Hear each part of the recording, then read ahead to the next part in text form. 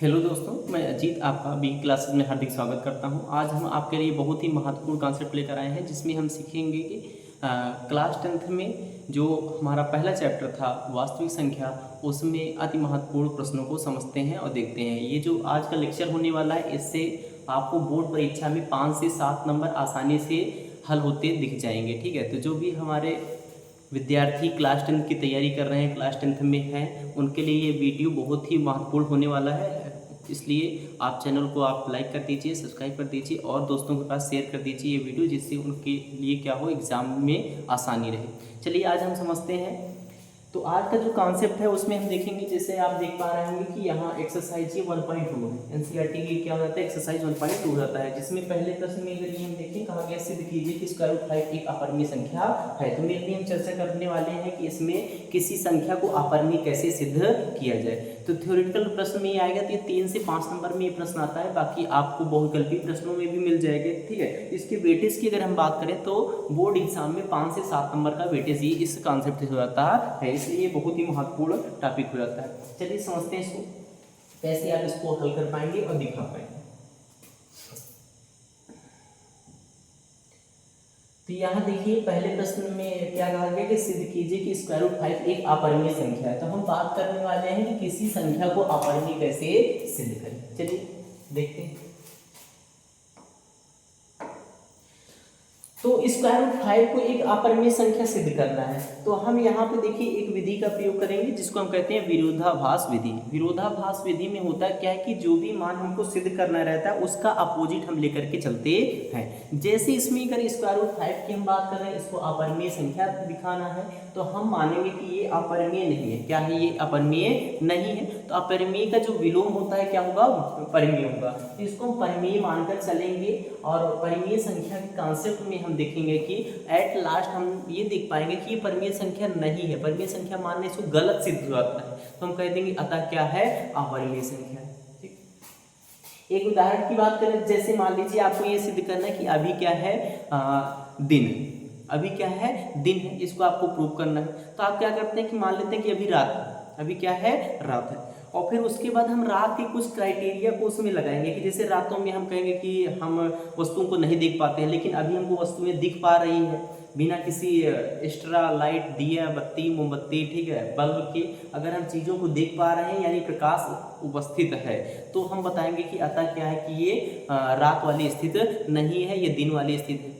तो वैसे ही यहाँ हम समझ रहे हैं कि देखिए अपरिमेय संख्या को प्रूव करना है, तो हम इसको इसका विपरीत मान लेंगे कि ये परिमेय संख्या है, और परिमेय संख्या की कुछ हम दशाएं इसमें प्रयुक्त करेंगे। एट लास्ट हम देखेंगे परिमेय संख्या नहीं है, तो इसका मतलब क्या हो जाएगा, इसका जो अपोजिट तर्क है कि अपरिमेय वो हो जाएगा। चलिए इसको हम अच्छे से समझते हैं, क्योंकि ये बोर्ड एग्जाम में बहुत ही महत्वपूर्ण प्रश्न है। तो हम क्या बताएंगे, हमने जैसे आपको बताया कि सिद्ध कीजिए कि स्क्वायर रूट 5 एक अपरिमेय संख्या है, तो हम यहां से लिखेंगे माना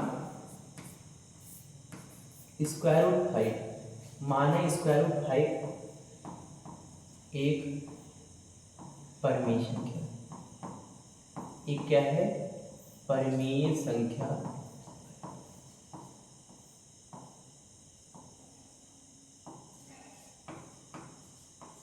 हम क्या यहाँ से लिख रहे हैं कि माना स्क्वायर रूट 5 एक परिमेय संख्या है।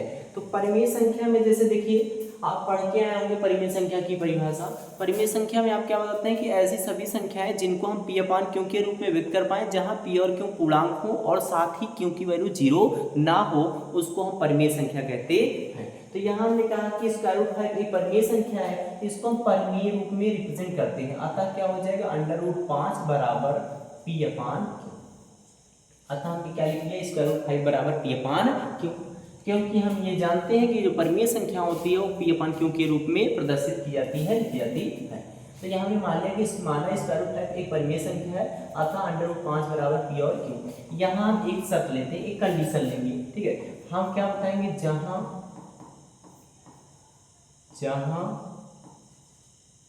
p और q, जहां p और q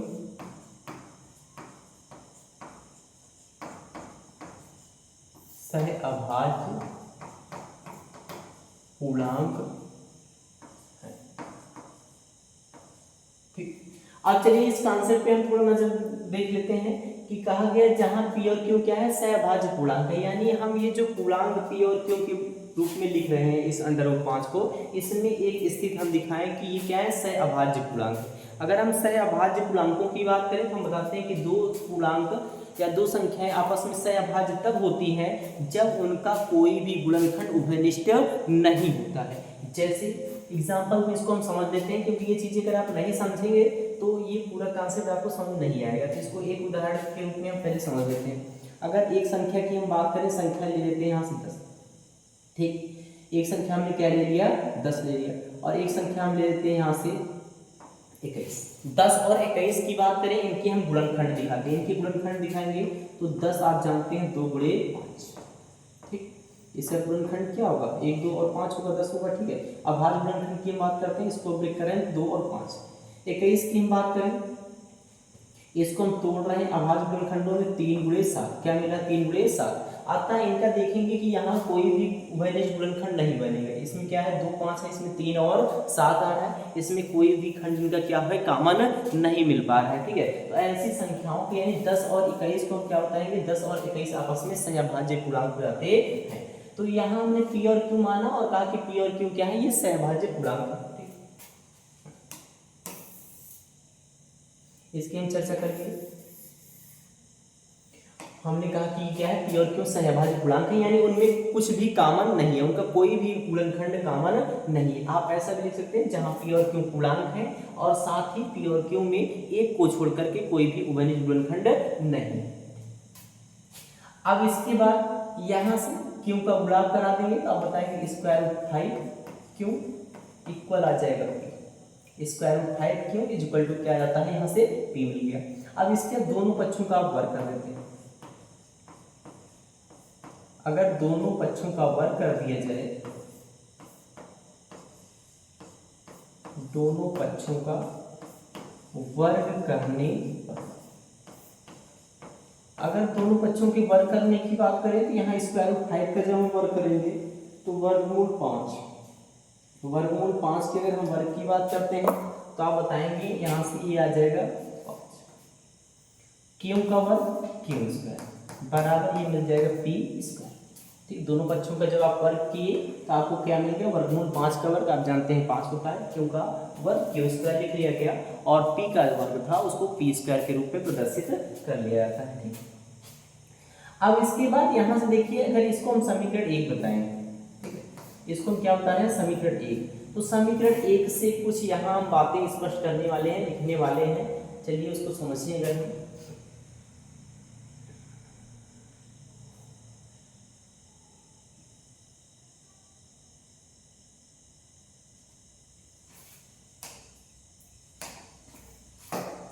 तो देखिए दोनों पक्षों का वर्ग करने पर आपको मिल गया 5 क्यू स्क्वायर बराबर पी स्क्वायर, ठीक है, ऐसा मिल जाता है। इसको हमने समीकरण 1 कहा।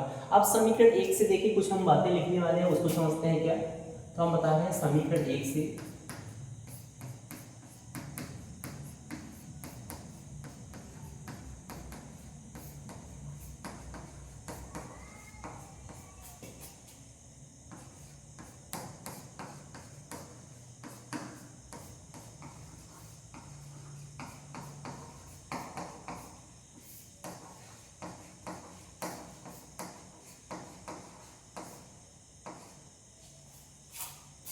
आपने यहाँ से क्या बताया कि समीकरण 1 से स्पष्ट है कि 5 पी स्क्वायर को विभाजित करता है।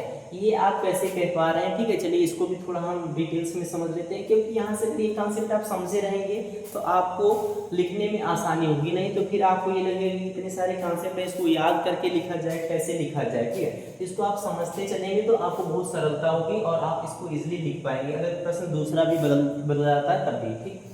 आप करें देखिए 5 क्यू स्क्वायर, ये 5 था, इसको समझने के लिए हम बता रहे हैं, ठीक है, क्या है 5 क्यू स्क्वायर बराबर पी। तो हमने कहा कि 5 पी स्क्वायर को विभाजित करता है। ये कैसे हम कह पा रहे हैं, देखिए 5 है और क्यू स्क्वायर क्या है, गुणा, इससे मिलकर के क्या बना है, पी स्क्वायर बना है।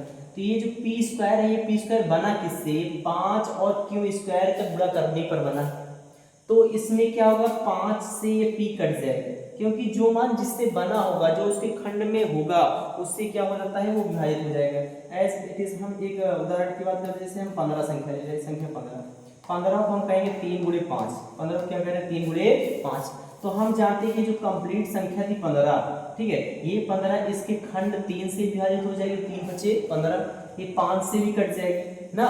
तो अगर किसी नंबर को उसके हम गुणनखंडों के रूप में, गुणनखंडों के गुणनफल के रूप में व्यक्त कर पा रहे होंगे, तो हम बताते हैं कि उनके जो भी गुणनखंड है उससे वो संख्या पूर्णतः विभाजित हो जाती है। तो इसीलिए जैसे 5 क्यू स्क्वायर था तो पी स्क्वायर बना किससे, 5 क्यू स्क्वायर से बना, 5 और क्यू स्क्वायर से बना है, तो इसलिए 5 से ये क्या होगा, कट जाएगा। जैसे हम 15 की बात करें, 15 किससे बना, 3 और 5 से मिलकर के बना है, उनका गुणा करके बना है, तो ये 3 से विभाजित हो जाएगा, 5 से विभाजित हो जाएगा, ठीक है। तो इसी कॉन्सेप्ट के अनुसार हम क्या कह रहे हैं कि 5 क्यू स्क्वायर बराबर पी स्क्वायर है। ये जो 5 है जिसका गुणा करके पी स्क्वायर बनाया गया है वो क्या होगा, पी स्क्वायर को विभाजित कर देगा, ठीक। उम्मीद करते हैं कि ये बात आपको समझ में आ जाएगी, आ गई होगी। चलिए हम आगे बढ़ चलते हैं।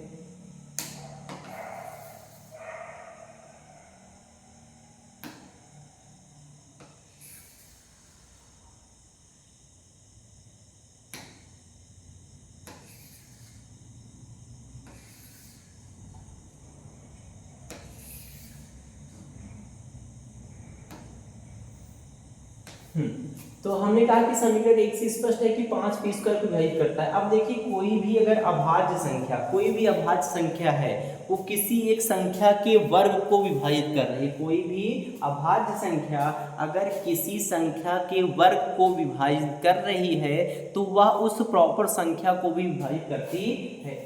तो यहां से हम लिख पाएंगे कि तब 5 पी को विभाजित कर।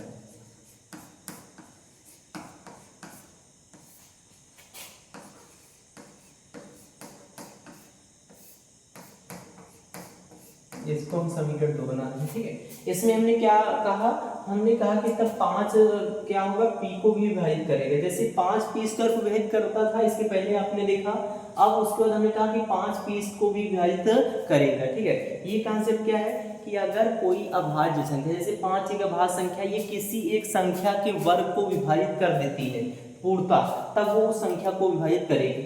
अब जैसे मान लीजिए हम 5 की चर्चा करें, उदाहरण से समझते हैं। 5 है, एक संख्या हमने लिया 12 की स्क्वायर, 12 की स्क्वायर 144, इसको ये भाग दे ही नहीं पा रहे हैं, ठीक है, तो ये यहाँ से क्रॉस। अगर हम बात करें एक संख्या लेते हैं 20, 20 का वर्ग कितना आएगा, 400, 5 क्या करेगा, 400 को काट देता है, 5 400 क्या कर देता है, काट देता है, 80 आएगा, 5 8 40, मान लिया हमने 0।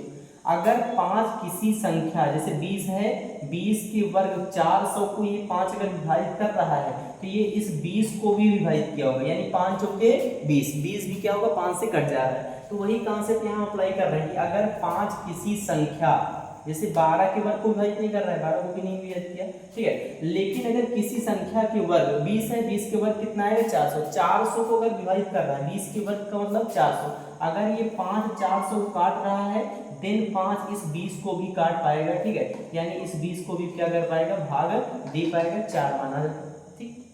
तो उम्मीद करते हैं आपको समझ में आया कि अगर किसी अभाज्य संख्या के द्वारा किसी एक संख्या का वर्ग विभाजित हो जाता है तब वह संख्या भी विभाजित हो जाएगी, ठीक। तो यही कॉन्सेप्ट है।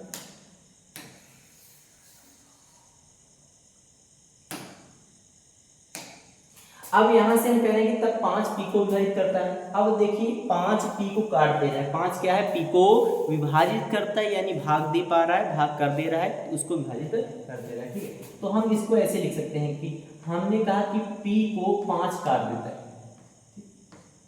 तो 5 अगर विभाजित कर देगा तो कोई भागफल भी आएगा। अगर कोई संख्या किसी दूसरी संख्या को विभाजित कर पा रहे तो उसका क्या बनेगा, एक भागफल बनेगा, ठीक। तो यहाँ हम p से 5 से भाग कर रहे हैं। अब देखिए p कोई संख्या होती, 15 होता तो आप कहते 5 से भाग करने पर 3 आएगा। अगर यहीं 50 रहा होता 5 से भाग करने पे आप कहते 10 आएगा। अगर यहाँ 25 रहा होता 5 से भाग करने 5 आता, लेकिन ये क्या है, एक अक्षर p है, ठीक। आप जानते हैं ये क्या है, अचर चर, अचर चर, तो एक चर मान है p। तो यहाँ p के बारे में तो कोई निश्चित वैल्यू है नहीं, अचर मान है कि 25 है, 35 है, 40 है, आप भाग करके एग्जैक्ट वैल्यू बता पाए। तो यहाँ हम कहते हैं कि p में भाग हो जा रहा है, इतना हम समझ के आए कि क्या है कि ये p स्क्वायर को विभाजित कर रहा है, p को विभाजित कर रहा है, भाग हो जा रहा है। तो भाग हो जा रहा है, कोई एक पूर्णांक मान मिलता, हम मान लेते हैं p/5 बराबर क्या है k, p/5 बराबर क्या है, जहां कह देते हैं जहां k कोई पूर्णांक, क्या बता रहे हैं, जहां k कोई पूर्णांक,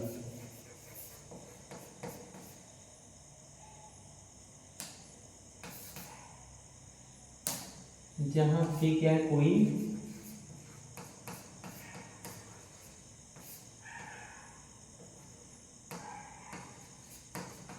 पूर्णांक, यानी हम बता रहे हैं कि जैसे p हमारा एक पूर्णांक था, उसमें 5 से भाग हो जा रहा है, ठीक है, तो भाग होकर के कोई मान मिलेगा, कोई एक पूर्णांक मिलेगा, हमने मान लिया k पूर्णांक मिलेगा। अब यहाँ से हम देखिए p बराबर क्या लिख सकते हैं 5k। अब p का मान,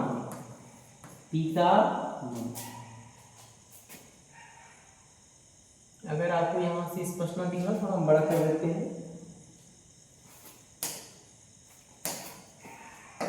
तो p का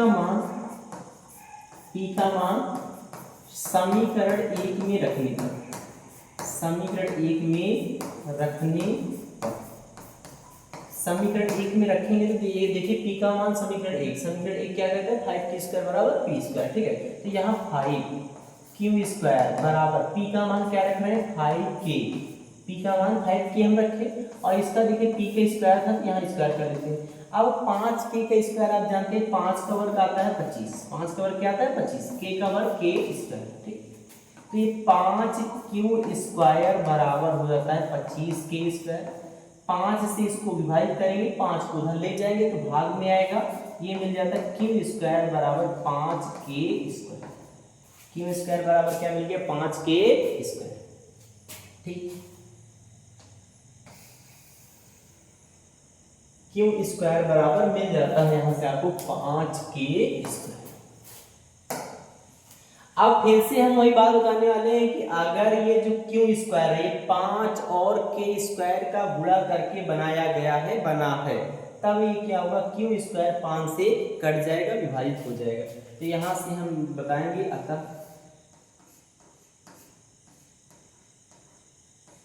5 q² को विभाजित करता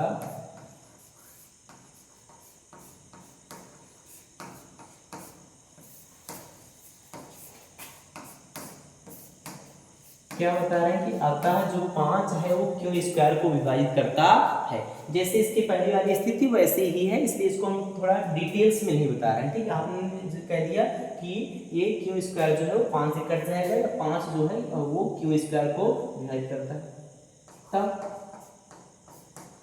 5 q को विभाजित करेगा, वैसे ही सेम कंडीशन है, इसलिए इसको हम डिटेल्स में ना बता करके एक संक्षिप्त में हम इसको दे पा रहे हैं, ठीक है, इसका मान तब 5 q को विभाजित करें, ओके, इसको हमने कह दिया ये समीकरण क्या होता है 3 होता है, क्या हो गया समीकरण 3, तब 5p को विभाजित करेगा, हमने ये कह दिया। अब इसके बाद देखिए समीकरण 2 और 3 से क्या बातें मिली, समीकरण 2 में कि 5 p को विभाजित कर रहा है, करेगा, और 5 ये तब p 5 q को विभाजित करेगा, ठीक है, कर रहा है, तो यहाँ से समीकरण 2 और 3 से आपको क्या मिलता है, तो हम बता रहे हैं समीकरण 2 और 3 से स्पष्ट है, समीकरण 2 व 3 से स्पष्ट है,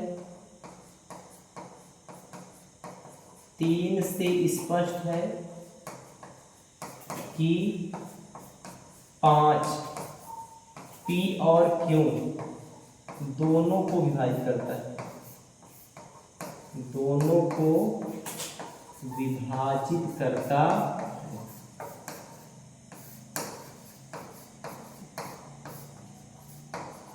तो यहां से हमने क्या बताया कि जो ये 5 है ये p और q दोनों को विभाजित करता है, ठीक, यहां से आ गया 5 p और q दोनों को विभाजित कर रहा है, इससे ये हमको कॉन्सेप्ट मिलता है कि देखिए 5 दोनों को काट दिया, 5 दोनों काट दिया, इसका मतलब 5 दोनों के गुणनखंड में आएगा, तो ये जो उसका उभयनिष्ठ गुणनखंड हम कह रहे थे कि नहीं होगा, उभयनिष्ठ गुणनखंड नहीं है, वो आपस में सहभाज्य पूर्णांक थे, अतः ये क्या है कि सहभाज्य नहीं रहे ना, क्योंकि 5 दोनों में है, तो हम कह रहे हैं कि अतः पी और क्यू आता पी और क्यू सहअभाज्य पूर्णांक नहीं, सहअभाज्य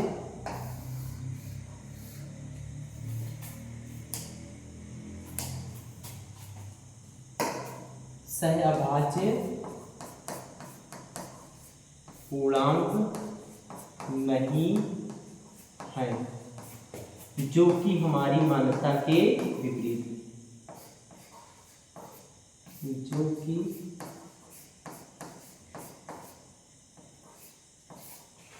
हमारी कल्पना के विपरीत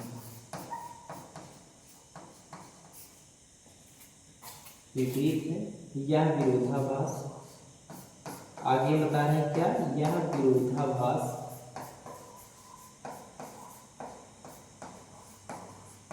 हमारी त्रुटिपूर्ण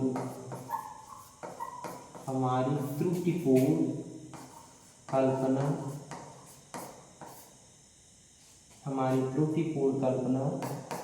की √5 एक परिमेय संख्या है।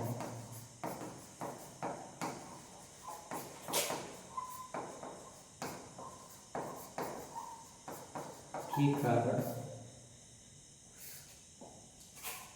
त्रुटिपूर्ण कल्पना के कारण हुआ, अतः सिद्ध होता है कि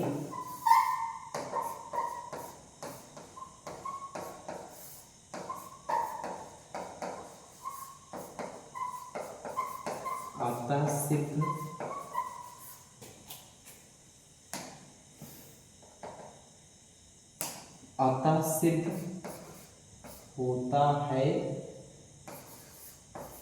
कि √5 एक अपरिमेय संख्या,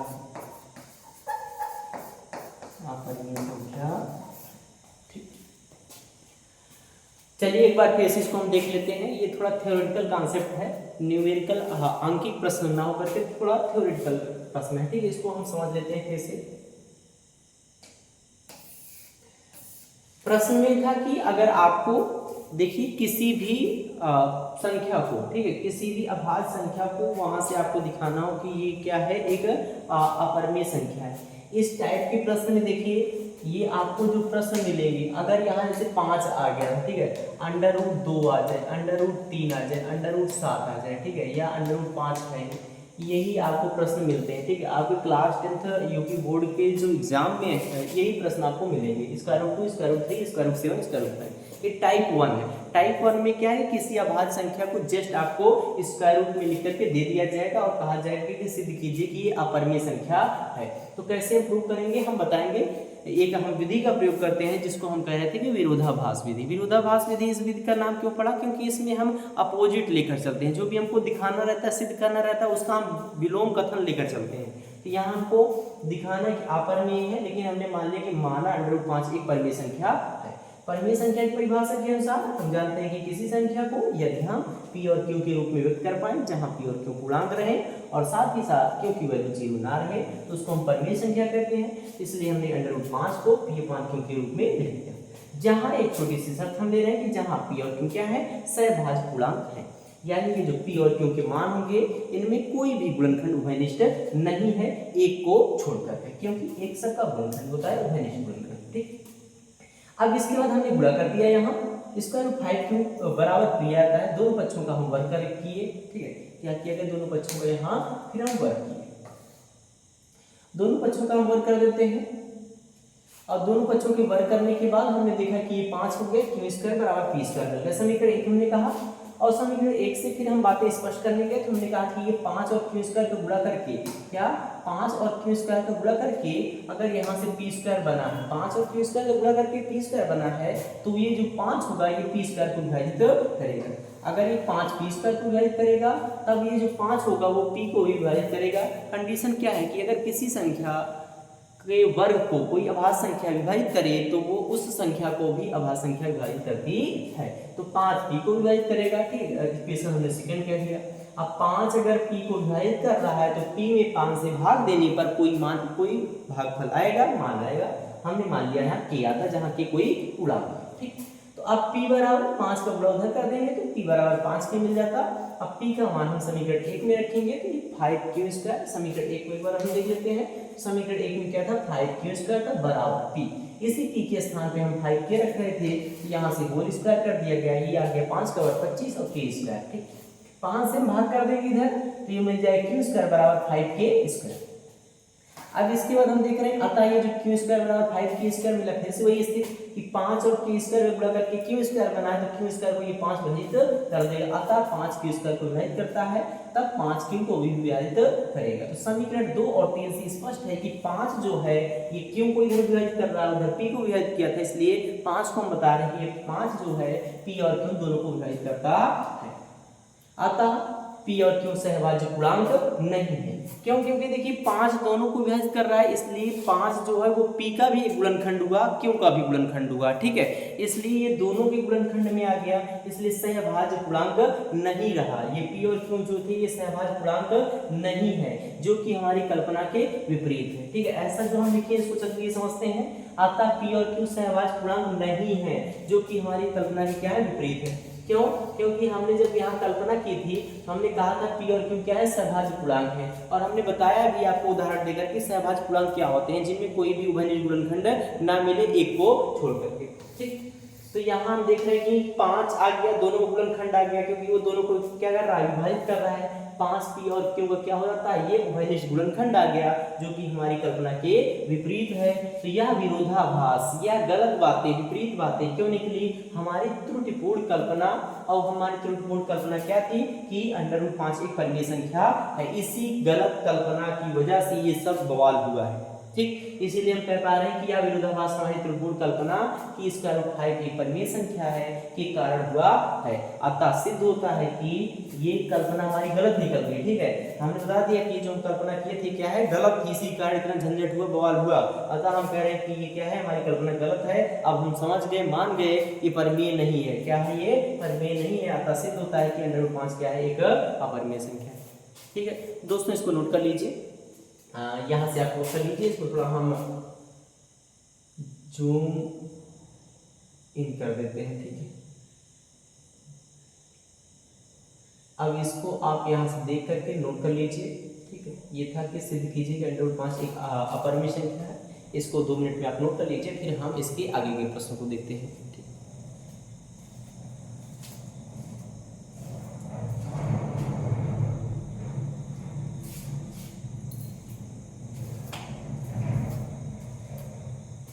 अगर आपको ये हमारा कॉन्सेप्ट अच्छा लगा हो तो आप वीडियो को विजिट करिएगा, लाइक करिए और उसके बाद अपने फ्रेंड्स तक पहुंचा दीजिए, ताकि वो भी इसको आसानी से समझ पाए। क्यों? क्योंकि ये यूपी बोर्ड के लिए बहुत ही अति महत्वपूर्ण प्रश्न है, ठीक है।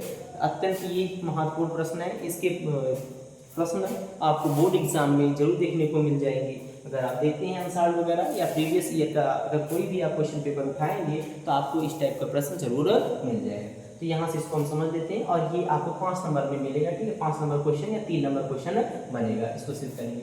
अब हम बात कर लेते हैं टाइप 2 की। टाइप 1 के प्रश्नों को हम कैसे हल करेंगे, इसमें हमने बताया कि टाइप 1 वाले में √2, √3, √7, √5 है, तो आपको इसको ऐसे ही हल करना है। अब टाइप 2 में चले चलते हैं।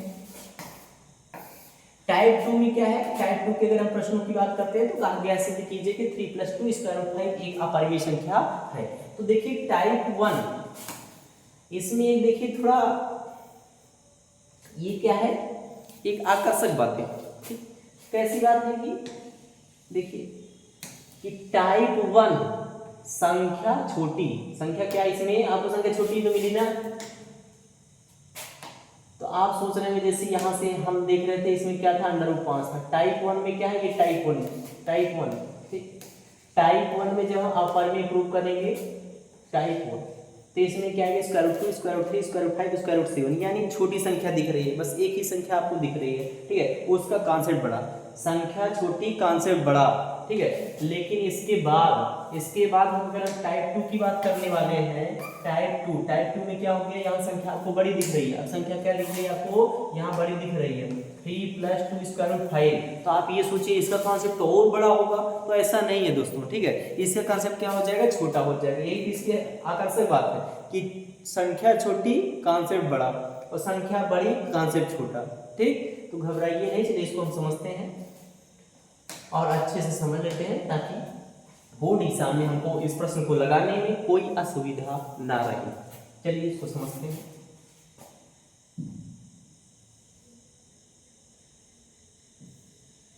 तो यहां हम देख रहे हैं कि सिद्ध कीजिए कि 3 + 2 वर्गमूल 5 एक अपरिमेय संख्या है।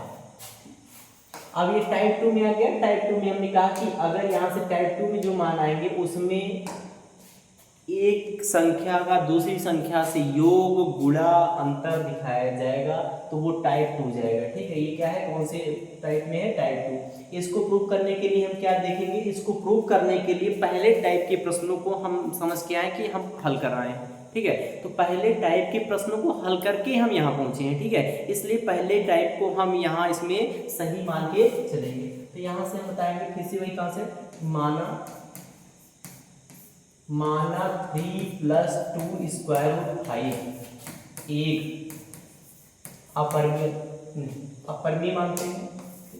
तो यहाँ आप क्या मानते हैं, एक परिमेय संख्या, एक परिमेय संख्या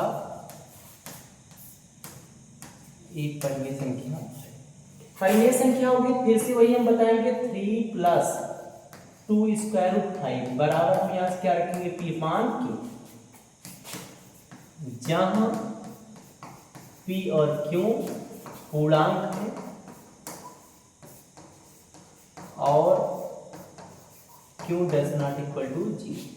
यहाँ देखिए हम सहभाज्य पूर्णांक की बात नहीं कर रहे हैं, क्योंकि यहाँ हम सहभाज्य का हमारा कॉन्सेप्ट नहीं आने वाला। सहभाज्य वगैरह उनका गुणनखंड की चर्चा नहीं करेंगे, इसलिए हमने वो इसके पहले वाले कॉन्सेप्ट के अनुसार नहीं माना, ठीक। इसमें हम सिर्फ कह दे रहे हैं कि जहाँ P और Q पूर्णांक होंगे, यानी उसकी परिभाषा डिफाइन कर देते हैं कि P और Q क्या है, पूर्णांक है, Q की वैल्यू 0 नहीं। अब इसके बाद देखिए अगर हम बात करें तो धीरे धीरे इन मानों को जो भी स्क्वायर रूट के साथ और एक्स्ट्रा मान है उनको हम शिफ्ट कर देंगे दूसरे साइड। तो यहाँ हम देख रहे हैं, देखिए वर्गमूल 5, वर्गमूल में अगर हम देखें तो वर्गमूल में क्या है, यहाँ 5, ठीक, वर्गमूल 5 दिख रहा है। इसी वर्गमूल 5 को छोड़ करके बाकी सभी मानों को उधर शिफ्ट करते हैं। तो यहाँ हम बताएंगे, देखिए ये लिख लिए होते 2 वर्गमूल 5, 3 को उधर भेजेंगे तो यहाँ हम बताएंगे P/Q -3 आगे। उसके बाद स्क्वायर रूट 5 की अगर हम बात करें तो यहाँ 2 गुणा में है, उधर जाएगा तो ये भाग में आएगा, यानी इसको हम ऐसे लिख लेंगे 1/2 P/Q -3। समीकरण हम इसको कर लेते हैं, ये क्या हो गया, समीकरण, ठीक। अब इसके बाद हम बताएंगे, यहाँ लिखेंगे, क्या लिखने वाले हैं, समीकरण 1 से स्पष्ट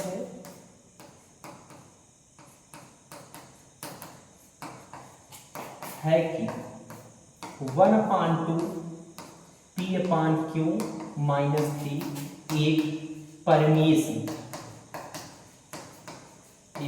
संख्या, ठीक। इतना हमने कह तो दिया, लेकिन आप ये जानना जरूर चाहेंगे कि ये परिमेय संख्या क्यों है। तो चलिए इसको हम थोड़ा डिटेल्स में समझ लेते हैं। जैसे हम बात कर रहे थे P/Q, तो परिमेय संख्याओं के कुछ हम गुणधर्मों की चर्चा कर लेते हैं। P/Q इसको हमने कहा परिमेय, ये क्या है, परिमेय, ये परिमेय। 3 हम जानते हैं 3/1 ये परिमेय होता ही, ये क्या है, परिमेय संख्या आप जानते ही। और अगर 1/2 जो दिख रहा है ये भी क्या है, परिमेय, ये भी क्या है, परिमेय।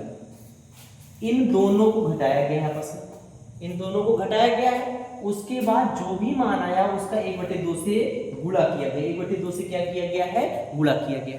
तो कॉन्सेप्ट क्या है कि परिमेय संख्याओं के अगर हम आपसी संक्रियाओं की बात करते हैं तो हम बताते हैं कि दो परिमेय संख्याओं का योगफल, अंतर एवं गुणनफल सदैव एक परिमेय संख्या ही होती है।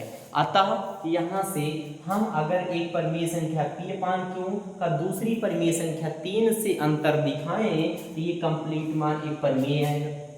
अब किसी एक परिमेय का एक दूसरे परिमेय 1/2 से अगर गुणा हो रहा है तब भी उत्तर आपका एक परिमेय आएगा। इसलिए हमने कह दिया कि समीकरण 1 से स्पष्ट है कि 1/2 और ब्रैकेट में P/Q - 3 एक परिमेय संख्या है। तो उम्मीद करते हैं कि ये कॉन्सेप्ट आप समझ लिए होंगे, जिसमें हमने आपको बताया गया कि अगर यहाँ P/Q परिमेय माने थे, 3 परिमेय होता है, 1/2 को आप जानते हैं परिमेय है, इन्हीं का अंतर या गुणनफल करके ये मान बने हैं, तो अतः ये सब क्या है, एक परिमेय संख्या है। ठीक, तो चलिए ये आपको समझाने के लिए हम बताया कि आपको लिखना नहीं है। हमने क्या बताया कि P/Q क्या है, परिमेय, और उसके बाद ये 3 परिमेय था, ठीक है, 1/2 परिमेय था, इन सब का गुणा माइनस और प्लस, ठीक, ये सब क्या होगा, ये भी परिमेय रहा होगा। तो यहाँ से हम कह रहे हैं समीकरण 1 से स्पष्ट है कि 1/2 P/Q - 3 एक परिमेय संख्या है। अतः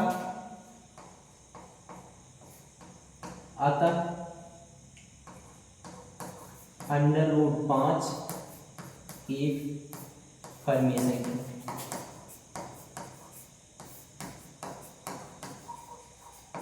परिमेय संख्या इसको हम क्यों लिखे हैं ये आप समझ लेते हैं। अब देखिए जैसे दो मान बराबर है, दो मान बराबर नहीं, बराबर दिया गया, बराबर का चिन्ह लगा है, तो बराबर होते हैं तो मान क्या होंगे, बराबर ही है। जैसे एक मान है वैसे दूसरा मान होगा, ठीक है, तभी तो बराबर है। अगर कम ज्यादा, ठीक है, अंतर होगा तो उसको हम बराबर कहेंगे नहीं, लेकिन यहाँ बराबर कह रहे हैं तो अगर ये परिमेय निकला तो ये भी परिमेय निकलना चाहिए। लेकिन इसके पहले वाले क्वेश्चन में टाइप 1 वाले में हमने ऐसे ही तो कहा कि ये परिमेय आया, हमने सीधे क्या लिया है ना, तो यहाँ से बताएंगे लेकिन हम जानते हैं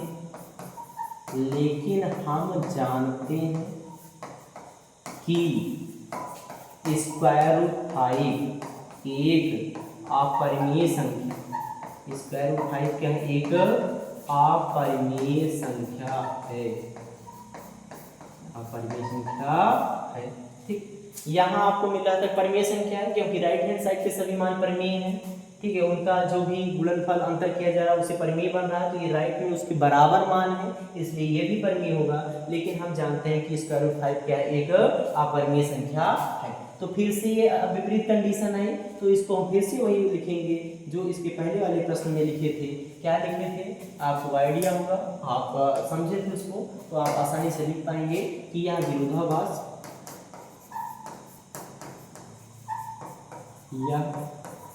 विरोधाभास हमारी त्रुटिपूर्ण कल्पना के कारण हुआ है, त्रुटिपूर्ण कल्पना के कारण हुआ है कि 3 + 2 √5 एक परिमेय संख्या, एक परिमेय संख्या।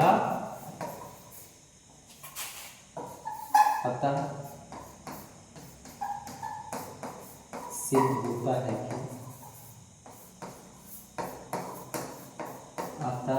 होता है कि क्या था संख्या, आप बता रहे थे वहाँ 3 + 2 √5 एक अपरिमेय संख्या, अपरिमेय संख्या। ठीक, तो यही आपको बताना है।